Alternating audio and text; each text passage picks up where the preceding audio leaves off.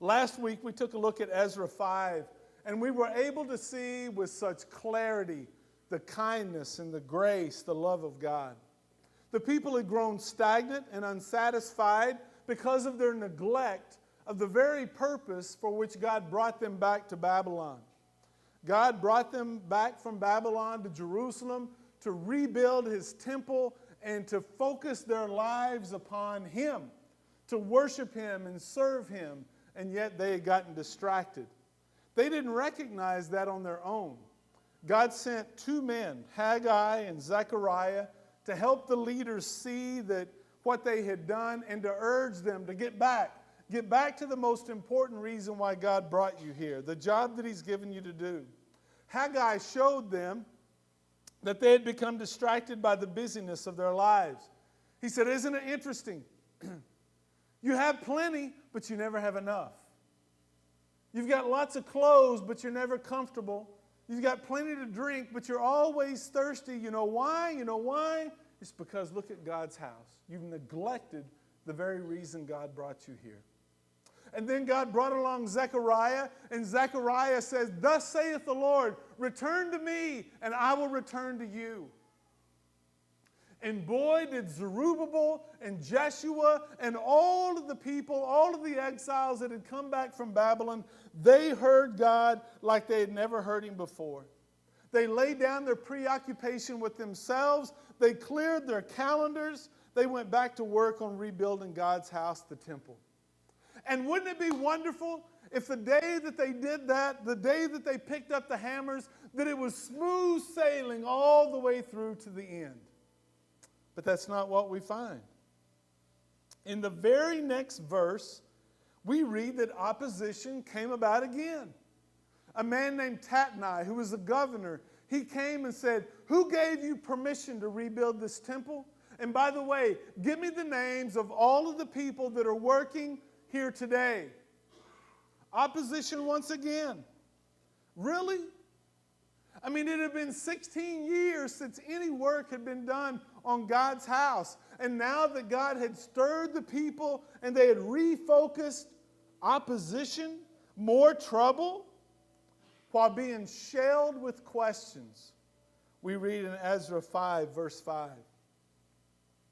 But the eye of their God was watching over the elders of the Jews, and they were not stopped until a report could go to Darius, the king, and his written reply be received.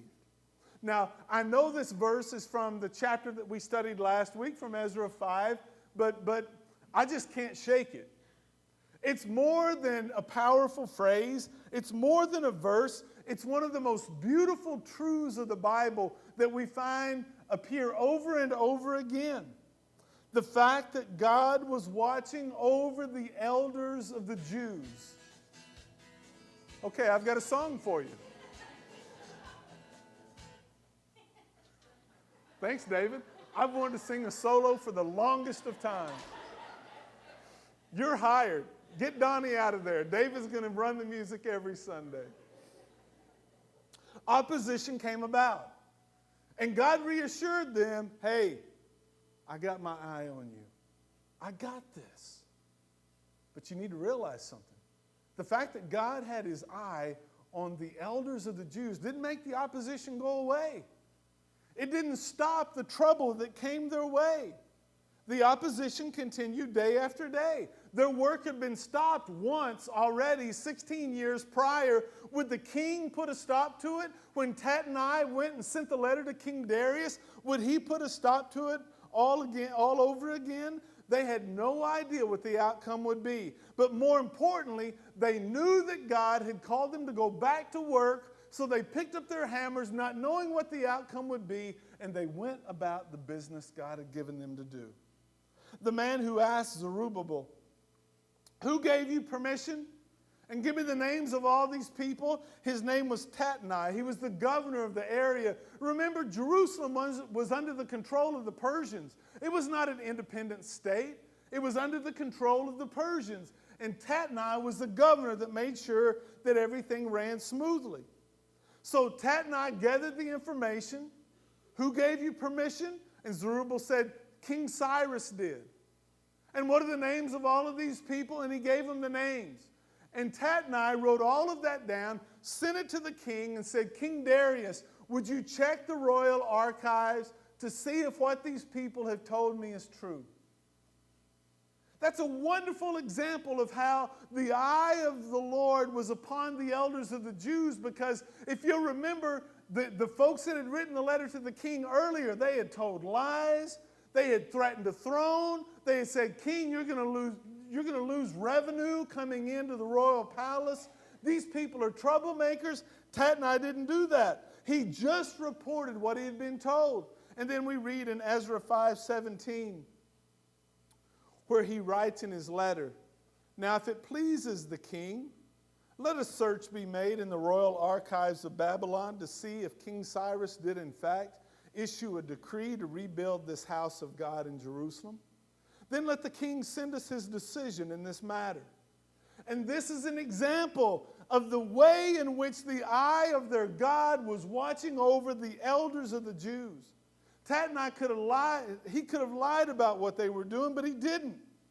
He could have also ordered the construction on the house of God. You got to stop this until we hear back from King Darius. But he didn't. Why? Because God was at work. Even in the midst of opposition, God was at work. How long would it have been? If he would have shut down work on the temple, how long would it have been before they got word back from King Darius? We have no idea, but it would have been months. He couldn't have texted the king. He couldn't have emailed the king. It would have been months for the word to get back to Babylon, for the search to take place, and what would happen in the meantime? Well, we don't know, but we remember what happened last time. When the people were stopped from working, that's when they got distracted and they totally focused upon themselves. But lo and behold, Tatnai sent the findings to King Darius. A search was made, and the edict of Cyrus was found. Look at Ezra 6, verse 1. This brings us to our scripture for today. King Darius then issued an order, and they searched in the archives stored in the treasury at Babylon. A scroll was found in the citadel of Ecbatana in the province of Media, and this was written on it. Memorandum. In the first year of King Cyrus, the king issued a decree concerning the temple of God in Jerusalem. Let the temple be rebuilt as a place to present sacrifices, and let its foundations be laid. It's to be 90 feet high and 90 feet wide, with 3 courses of large stones and 1 of timbers. And the costs are to be paid by the royal treasury. Also the gold and the silver articles of the house of God, which Nebuchadnezzar took from the temple in Jerusalem and brought to Babylon, they are to be returned to their places in the temple in Jerusalem. They are to be deposited in the house of God. Now then, Tatnai, governor of Trans-Euphrates, and Shethar-Bozenai, and you, their fellow officials of that province, stay away from there. Do not interfere with the work on this temple of God. Let the governor of the Jews and the Jewish elders rebuild this house of God on its site. Lo and behold, they found the edict of Cyrus. And this is another illustration of how the eye of God was upon the elders of the Jews. Historians and archaeologists have discovered that Cyrus actually had 3 homes. In the summertime, he stayed in Ecbatana. In the wintertime, he stayed in Babylon. And in the spring, he moved to Susa, where he had another home. He made that circle every single year. And we know that in his very first year as king, in the summertime, he stayed in Ecbatana. But why in the world would Darius go to all the trouble? Tatnai said, please search the archives in Babylon. But he went beyond Babylon, and Darius had the search made in all 3 of Cyrus's homes. The search for the record of Cyrus's decree was almost 20 years. It was actually more than 20 years since the ink had dried. But King Darius found it because the eye of God was on the elders of the Jews. Did you notice? After the letter from King Darius arrived, Tatnai couldn't wait to get his hands on it. He unfurled the scroll and he read, "Stay away from the Jews. Let them finish the temple." Leave them alone. Let them finish. But he also gave Tatnai some further instructions. In Ezra 6, verses 8 through 10, King Darius writes, "Moreover, I hereby decree what you are to do for these elders of the Jews in the construction of this house of God. The expenses of these men are to be fully paid out of the royal treasury from the revenues of Trans-Euphrates, so that the work will not stop. Whatever is needed, whatever they need, young bulls, rams, male lambs for burnt offerings to the God of heaven, and wheat, salt, wine, and oil, as requested by the priest in Jerusalem, it must be given to them daily without fail, so that they may offer sacrifices that are pleasing to the God of heaven, and so that they may pray for the well-being of the king and his sons." Are you kidding me? This pagan king ordered that whatever supplies the Jews needed to carry on their day-to-day worship of God, that it was to be paid out of the Persian treasury. The eye of God was upon the elders of the Jews.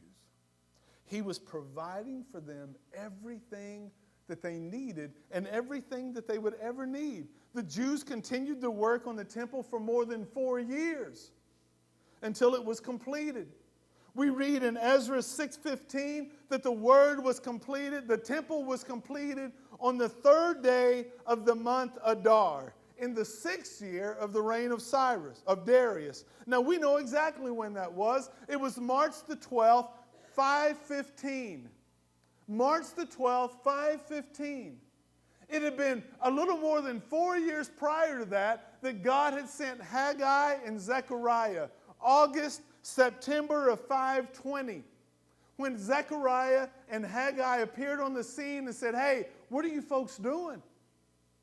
Don't you remember why God called you here? Let's get back to work. Let's get back to work." And then tucked right in there in Ezra 6:14 is this beautiful verse that showed us that God's men, Haggai and Zechariah, had been there the whole time during that 4.5 years. For we read this: "So the elders of the Jews continued to build and prosper under the preaching of Haggai the prophet and Zechariah, a descendant of Edo." The eye of their God was watching over the elders of the Jews, get this, in the very presence of Haggai and Zechariah, who were there day in and day out, delivering a word from God. Delivering a word from God, reminding the people why God had brought them there in the first place, urging them on, helping them to stay focused, and to encourage them to stay the course. And then we read in verses 16 through 18 that the Jews dedicated the temple to the worship of Almighty God. And Ezra tells us that they celebrated the temple, they celebrated the dedication of the house of God with great joy. With great joy. That is an interesting contrast to what we read back in Ezra 3. Do you remember that?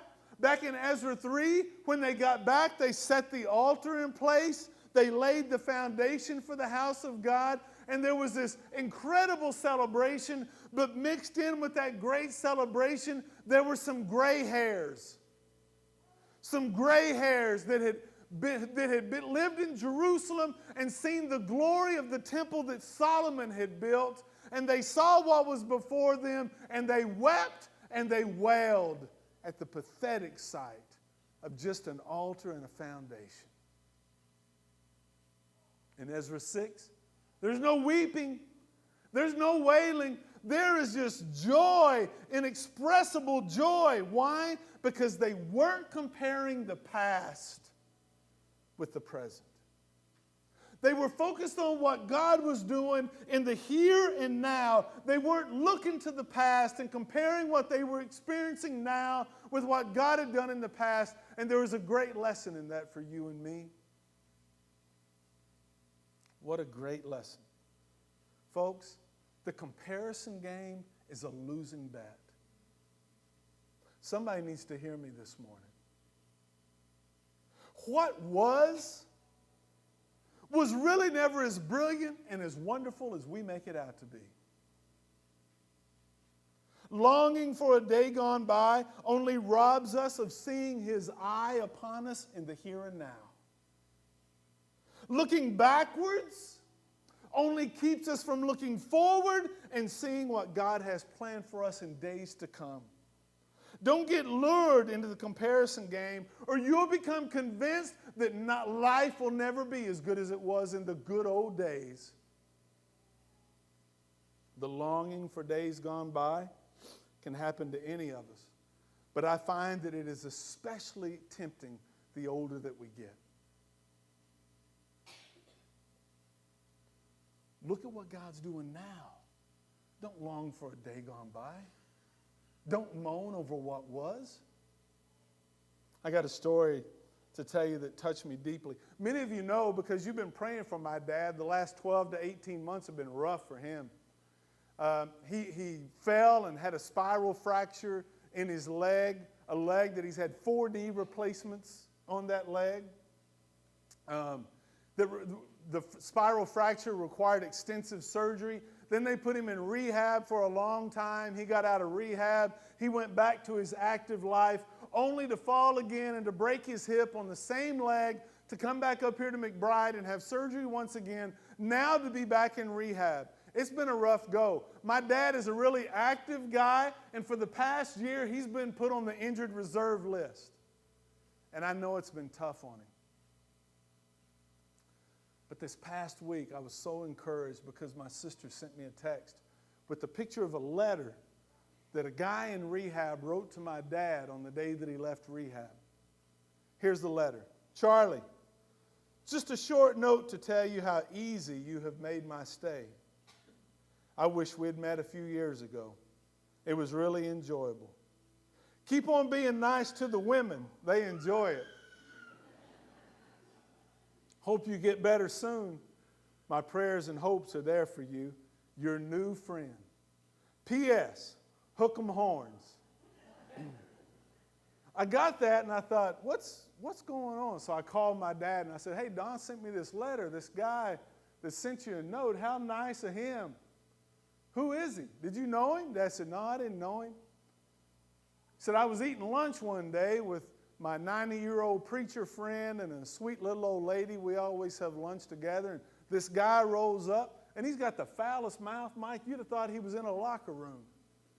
And I let him talk for a little bit, and then I saw he wasn't going to pay any attention to who was with us. And so I said, hey, buddy, you got to cut that out. This is a preacher sitting here by me. And that's a sweet little old lady across the table. You can't talk like that. And he got the guy's attention. And they became friends. And my dad encouraged him. Folks, it would be so easy for my dad to get caught up into looking at days gone by instead of the opportunity that was right in front of him. If we look back, we can't see forward. God is opening doors for you and me in the here and now. And he's going to open more. So don't look back and don't look to the side to compare your life to somebody else's life. Keep your eyes fixed on him. That's where it's all at, is in him. Let's get back to Ezra.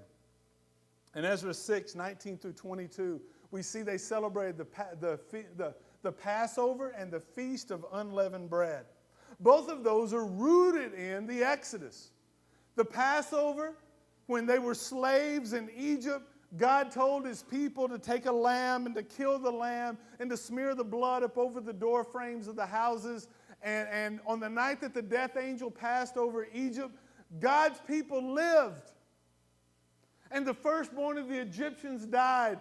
And so from that day until this day, literally, the Jews celebrate the Passover. As a sign, a symbol of God's deliverance. They know that it was not the goodness that delivered them from slavery. It was the God who provided the blood of the Lamb that has freed them from slavery. And the Feast of Unleavened Bread, it was celebrated the very next day for 7 days. And it too is rooted in Exodus. You see, the day that Pharaoh woke up and saw that the firstborn, his own firstborn, had died, he wanted to kill the Jews as quickly as he could. So they didn't have time for their bread to rise. They had to take unleavened bread and get out. And so God told them to celebrate the Feast of Unleavened Bread. And before they ever celebrate Passover or the Feast of Unleavened Bread, get all the yeast out of your house. Get all the leaven out of your house, because it's symbolic of the corruption of sin. So every year the Jews are told, clear your house out of all leaven, but even more importantly, search your heart, even more so than you search your own house. Is there any corrupting sin in your heart?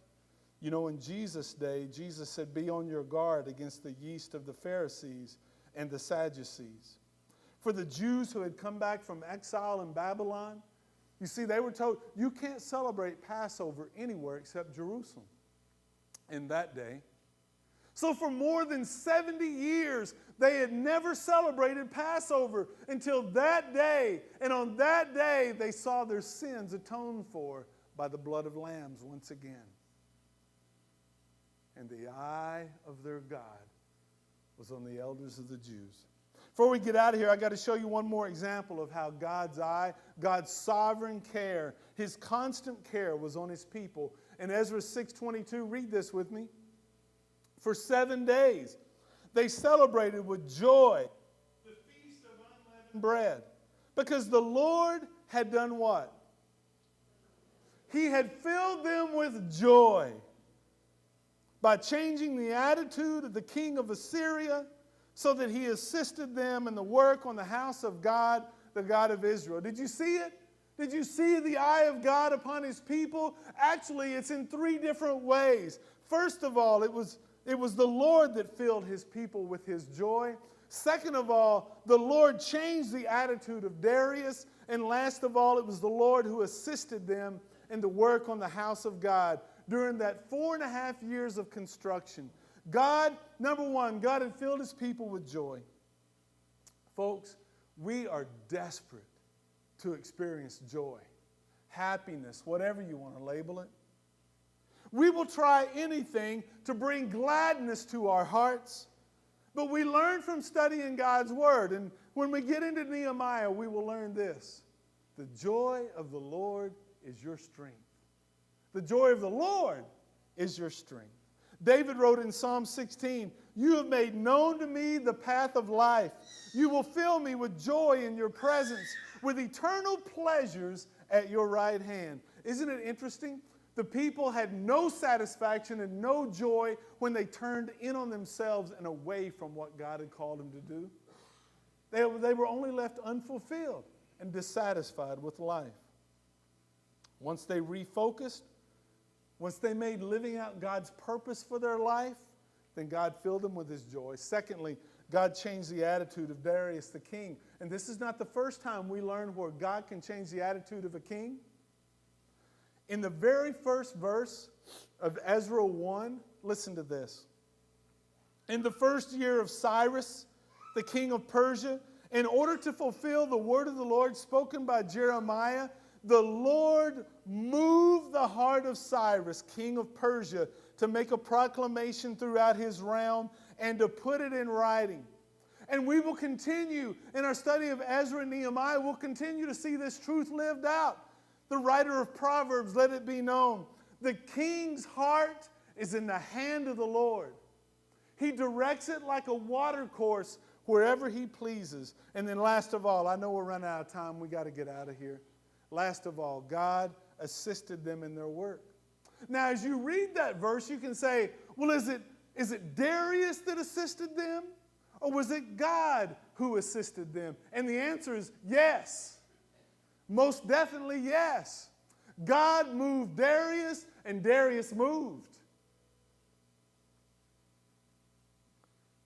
If you remember back in Ezra 4:4, we read that those who opposed the work on God's house, they sought to discourage God's people. And literally in Hebrew, it means to weaken their hands. The life just drained out of them. They're so discouraged. And here we read that God assisted them. But in actuality, in Hebrew, the word for assisted means to strengthen. Those who tried to discourage them, no. God strengthened them. He gave them resolve. They had no idea how things were going to turn out. when Tat and I left the work site, and through day after day, week after week, month after month, they got no word of what was going to happen? Would they be shut down again? They had no idea how it would work out, but you know what they did? They showed up every day and went to work and trusted God. Well, that's a great word for you and me. For some of you, there's a lot of uncertainty in your life right now. What does tomorrow hold? For some of you, it's health scares. And for some of you, you have no idea that you have a health scare right around the corner. Yesterday, there was a funeral in Duncan. One of my high school classmates. Last week, he went to bed. The next morning, his wife woke up. Bam, he's gone. She found him dead. He's younger than me, and I'm really, really young. He was way too young to die. For others of us, it's family stuff. Your marriage may be teetering on the brink. There's uncertainty with your kids. There's uncertainty in your job. Are you going to get laid off? Are you going to have a job? There's a lot of uncertainty. You know what God says to you and me? His eye is on you, my friend. Oh no, He knows right where you are. You trust Him and just keep showing up. Just keep showing up.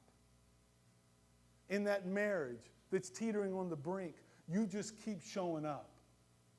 With those children, you just keep showing up. You be the dad. You be the mom God's called you to be, and you trust Him with the outcome. At your job, well, what's the use? They're going to let me go anyway. No. You keep showing up, and you trust Him with the outcome. If He can change the heart of Darius, what can He not do? He's able to do anything.